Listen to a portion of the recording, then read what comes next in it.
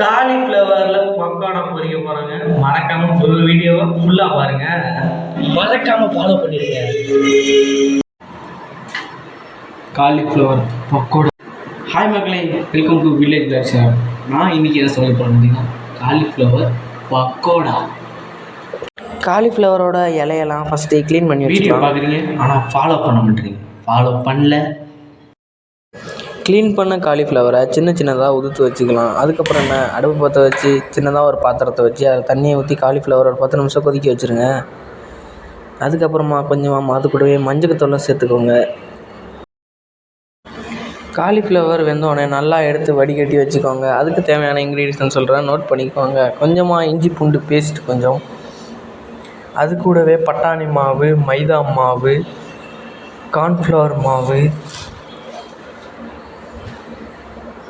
கருவேப்பிலை கொஞ்சம் சேர்த்துக்கோங்க. கொஞ்சமாக சீரகம்,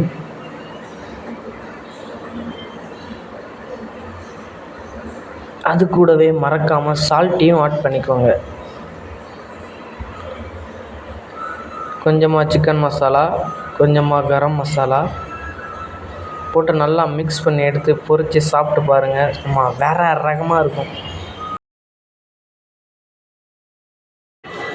இந்த வீடியோ பிடிச்சிருந்தா நம்ம வில்லேஜ் விளாக் சேனலை மறக்காமல் லைக் பண்ணுங்கள். சப்ஸ்கிரைப் பண்ணிட்டு பாருங்கள். நான் சமைச்சது எனக்கு உண்மையிலே ரொம்ப பிடிச்சிருந்துங்க. மறக்காமல் நீங்களும் உங்கள் வீட்டில் ட்ரை பண்ணி பாருங்கள்.